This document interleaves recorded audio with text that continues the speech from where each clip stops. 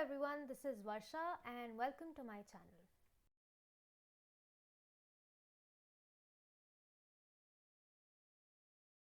आज हम क्लास 12 की CBSE IP पेपर का डिटेल एनालिसिस करेंगे, जिसमें हम समझेंगे कि कितने सेक्शंस है, कितने पार्ट्स है, कितने क्वेश्चंस है, उस क्वेश्चंस के कितने सब क्वेश्चंस है और कितने टाइप के क्वेश्चंस है, उसमें क्या क्या मेन टॉपिक्स आएंगे उसमें से, और कितने नंबर ऑफ क्वेश्चंस में से कितने अटेम्प्ट करने हैं और कितने मार्क्स के हैं.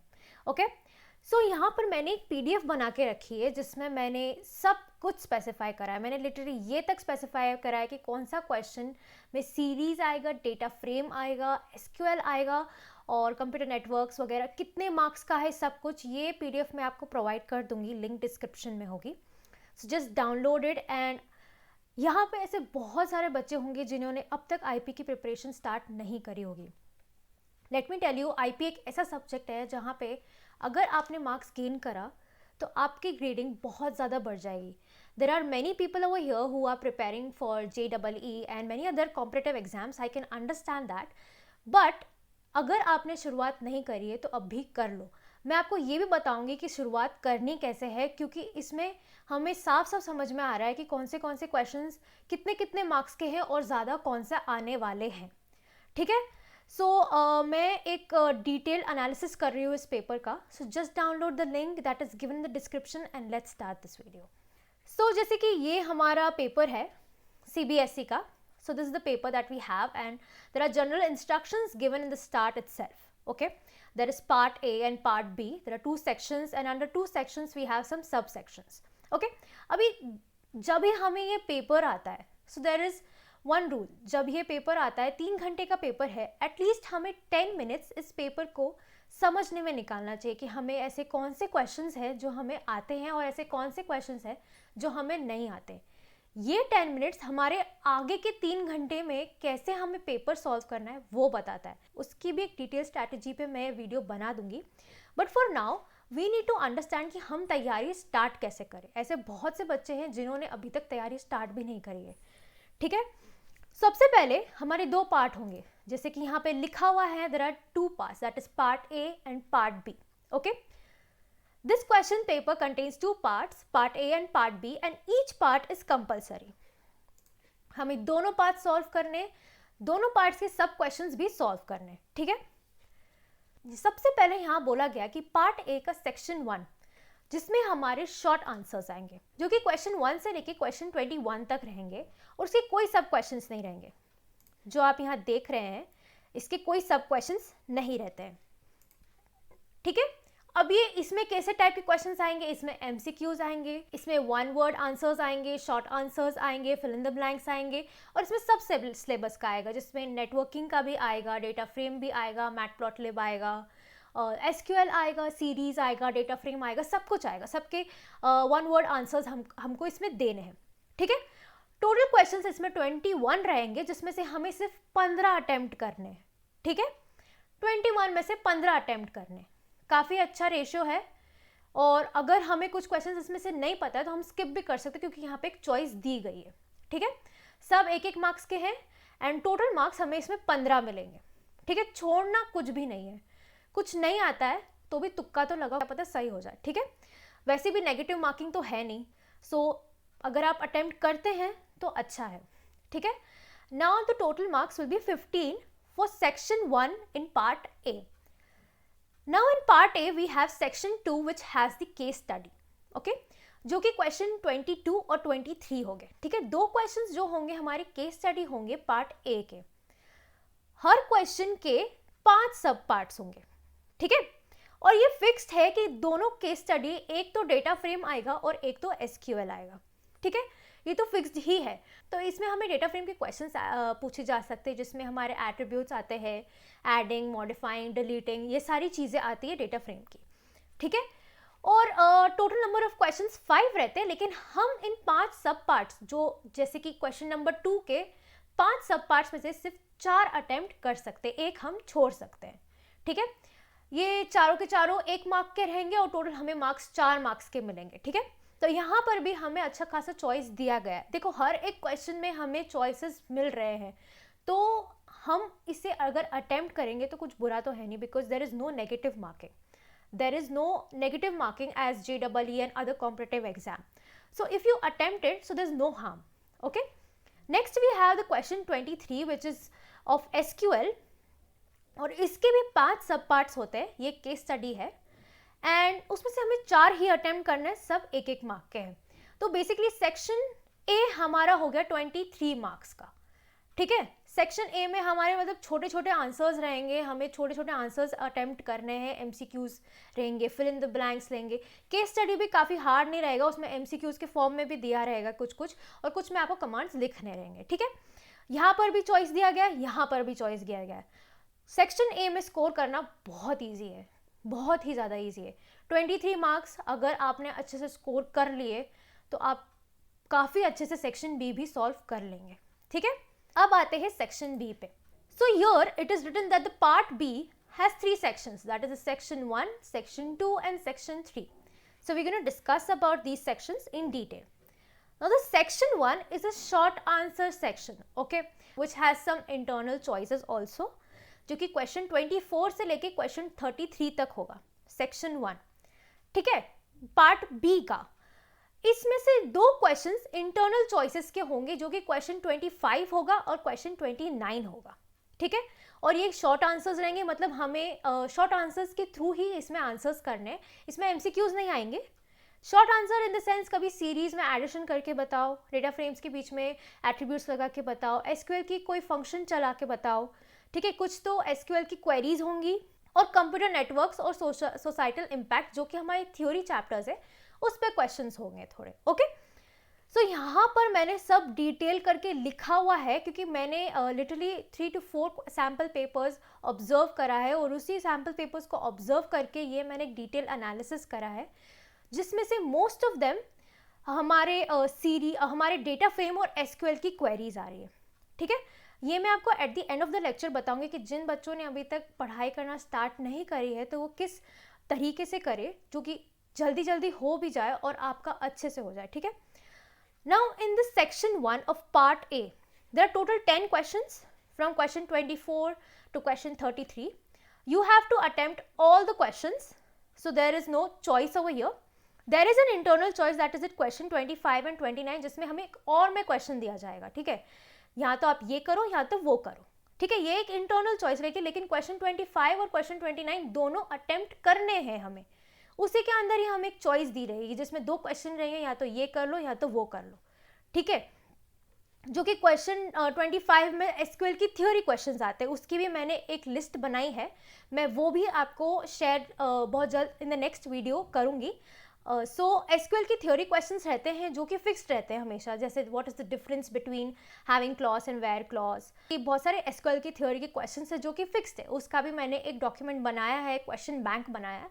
सो if you study those questions it will be very easier for you to attempt the SQL theory questions. ठीक है. मार्क्स कहीं पे भी नहीं गंवाना है. हमें एम है हमारा कि हमें 70 में से 70 लेना है, बिकॉज आईपी एक ऐसा सब्जेक्ट है जिसमें हम 70 ऑन 70 स्कोर कर सकते हैं. ठीक है. कुछ सब्जेक्ट्स ऐसे होते हैं कि हम चाहे कितनी ही उसकी मेहनत कर ले, लेकिन हमें उसमें फुल मार्क्स नहीं आ सकते.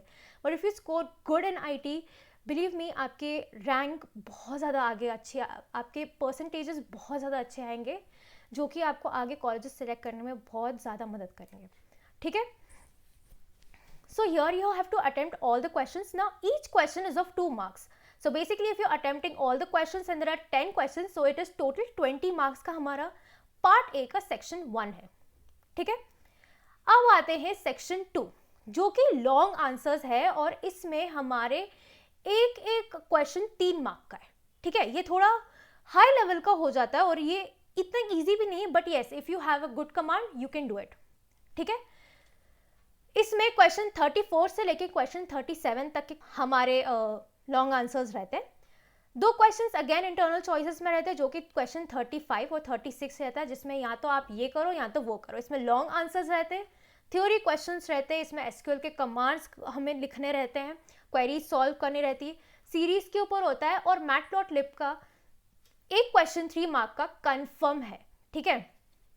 जिसमें वो या तो आपको बार ग्राफ के बारे में बोलेंगे, या तो लाइन ग्राफ के बारे में बोलेंगे. उन्हें प्लॉट करो, उनको लिखो, प्रोग्राम बनाओ.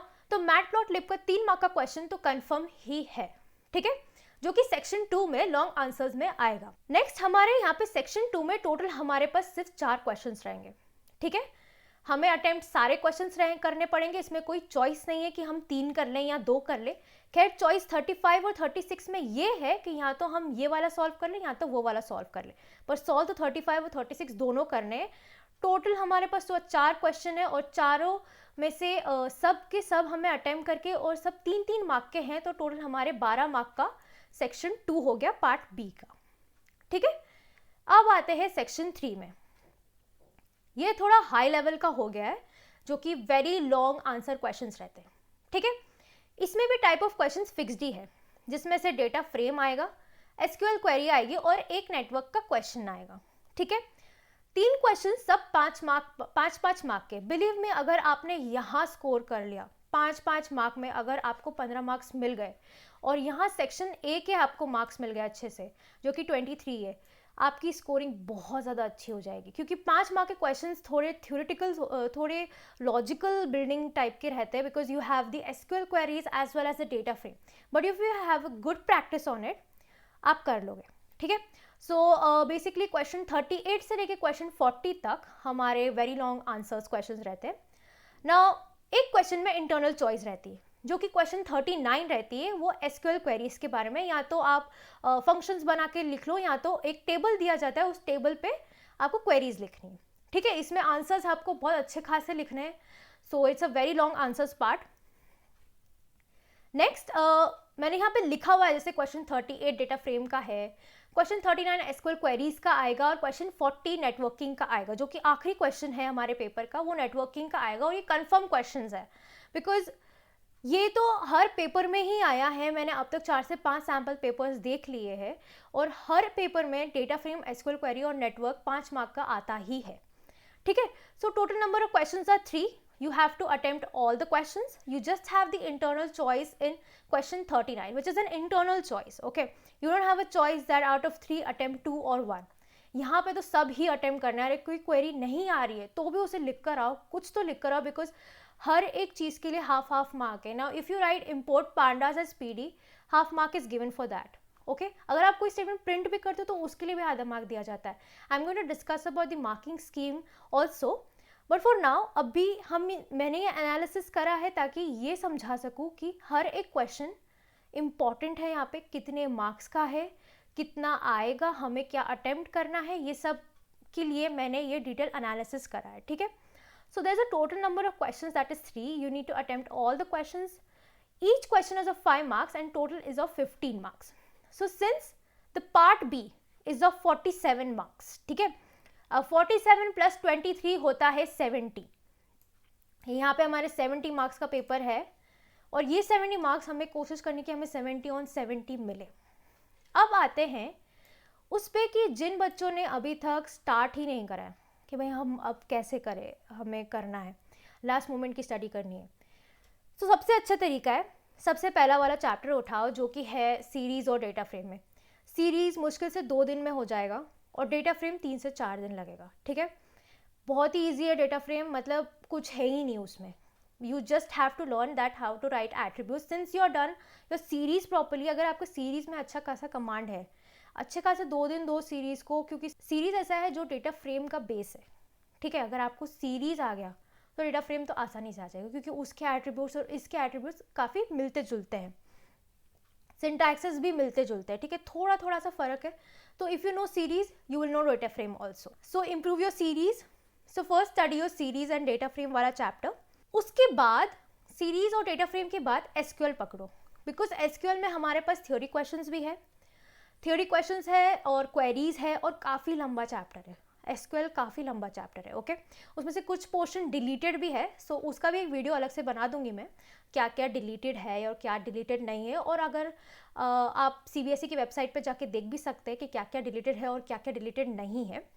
सो इसमें जहाँ तक मैंने पूरा एनालिसिस करा है उसमें ये सबसे ज़्यादा दिख रहा है कि डेटा फ्रेम का क्वेश्चन जो कि 5 मार्क्स का, वो तो कन्फर्म ही है। एसक्यूएल क्वेरीज हर जगह हर एक सेक्शन में है ही है।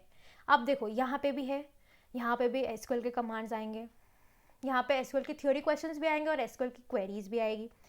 यहाँ पे हमारे पास केस स्टडी में भी एसक्यूएल है, ठीक है। तो एसक्यूएल तो छोड़ना ही मत, क्योंकि अगर आपने एसक्यूएल छोड़ दिया तो आधा पेपर छोड़ दिया, फिर सोचना भी मत कि मार्क्स आ सकते, क्योंकि एसक्यूएल बहुत ज़्यादा इंपॉर्टेंट है। तो एसक्यूएल पकड़ो, डेटा फ्रेम और सीरीज कंप्लीट करने के बाद एसक्यूएल पकड़ो। एसक्यूएल आपके ज़्यादा से ज़्यादा 1 हफ्ता लेगा या ज़्यादा से ज़्यादा 10 दिन लेगा, क्योंकि एसक्यूएल काफ़ी बड़ा है और उसे समझने में थोड़ा टाइम लगता है, ठीक है। तो ज़्यादा से ज़्यादा 10 दिन ये पकड़ लो, है ना। 1 हफ्ता सीरीज और डेटा फ्रेम को पकड़ लो, मतलब 2 हफ्तों में मतलब तुम्हारा सीरीज, डेटा फ्रेम और एसक्यूएल थ्योरी कंप्लीट हो जाना चाहिए, 2 से 3 हफ्ते में, ठीक है। तो यहाँ अगर तुम्हारा एसक्यूएल थ्योरी कंप्लीट हो गया, सीरीज और डेटा फ्रेम कंप्लीट हो गया, तुम्हारा बहुत बड़ा पोर्शन कंप्लीट हो चुका है। अब बचता है तुम्हारे पास थ्योरी चैप्टर, जो कि है कंप्यूटर नेटवर्क, सोसाइटल इम्पैक्ट्स और मैटप्लॉटलिब के क्वेश्चंस, ठीक है। सो मैटप्लॉटलिब के क्वेश्चंस जो है वो 3 मार्क का ही क्वेश्चन कंफर्म है, तो मैटप्लॉटलिब मुश्किल से 3 से 4 दिन लेता है, बहुत ही ईजी है, कुछ है ही नहीं उसमें, थोड़े बहुत कमांड्स हैं जो आपको याद करने हैं, बाकी तो सब कुछ डिलीटेड है, बहुत सारी चीज़ें उसमें से डिलीटेड है। सीबीएसई के वेबसाइट पे जाके देखना कौन से सिलेबस में क्या क्या डिलीटेड है, तो पता चल जाएगा, ठीक है। तो मैटप्लॉटलिब में बहुत थोड़ा पोर्शन है, तो वो 2-3 दिन में कंप्लीट हो जाएगा। And then we have the theory chapters, that is the computer network and societal impact, वो तो आप चलते फिरते भी पढ़ लो तो हो जाएगा काम, ठीक है। सो स्टार्ट कहाँ से करना है? सीरीज डेटा फ्रेम से, फिर करना है एसक्यूएल। एसक्यूएल करने के बाद आप मैटप्लॉटलिब वाला चैप्टर पकड़ो, और वो ख़त्म करने के बाद आप करो computer network and societal impact. ये कंप्लीट करने के बाद आपका एटलीस्ट काफ़ी हद तक पेपर कवर हो जाएगा। फिर थोड़े बहुत टॉपिक्स जो बचते बीच बीच में, जैसे CSV वाले, फाइल वाले, इंपोर्ट करना, एक्सपोर्ट करना, ये वाले क्वेश्चंस बचते, पढ़ लो 1-2 दिन, क्या पता आ जाए। देखो, ये जो डिटेल एनालिसिस है ये मैंने 4 से 5 पेपर्स का करा है, ये फिक्स तो नहीं है लेकिन ये फिक्स्ड भी है। जैसे पहले में MCQ क्वेश्चंस आएंगे ही आएंगे, 2 तो केस स्टडी आएंगे, दोनों केस स्टडी में डेटा फ्रेम और एसक्यूएल ये तो कंफर्म ही है, क्योंकि पार्ट ए में MCQ और डेटा फ्रेम और एसक्यूएल आता ही है, ठीक है। अब बचा पार्ट बी के 5 मार्क्स के क्वेश्चंस। इसमें थोड़े हो सकता है कि इसमें CSV के क्वेश्चंस दिए जाए, ठीक है, पर डेटा फ्रेम का क्वेश्चन और एसक्यूएल तो कंफर्म ही आएगा, क्योंकि इसके अलावा कुछ है ही नहीं सिलेबस में जिसमें 5 मार्क का आ सके। एसक्यूएल इतना इंपॉर्टेंट है, इसीलिए उसे 5 मार्क में डाला गया, और उसमें भी हमें एक इंटरनल चॉइस दी गई है, ठीक है। तो डेटा फ्रेम और एसक्यूएल क्वेरीज तो है ही, और नेटवर्क के क्वेश्चन की जगह शायद यहाँ पर हो सकता है कि दे CSV का प्रॉब्लम, CSV का क्वेश्चन, सो वो भी आप अगर थोड़ा देख लोगे तो हो जाएगा, okay. So this is how you can study, and this is the detailed analysis of your IP paper, 12th IP paper. Download this, इसे समझो और फिर अब पढ़ना स्टार्ट करो, बिकॉज अब टाइम बहुत ज़्यादा कम है। You need to buck up, you need to study the other subjects also, and IP एक ऐसा सब्जेक्ट है जहाँ पे अगर आपने स्कोर कर लिया, आपके परसेंटेज काफ़ी हद तक बढ़ जाएंगे, okay. So this is it for today. I hope you like this video. So if you like this video, then please hit the like button, and also don't forget to subscribe my channel and ring that bell icon so that you don't miss the next video. Okay, thanks for watching, and I will see you in the next one. Goodbye.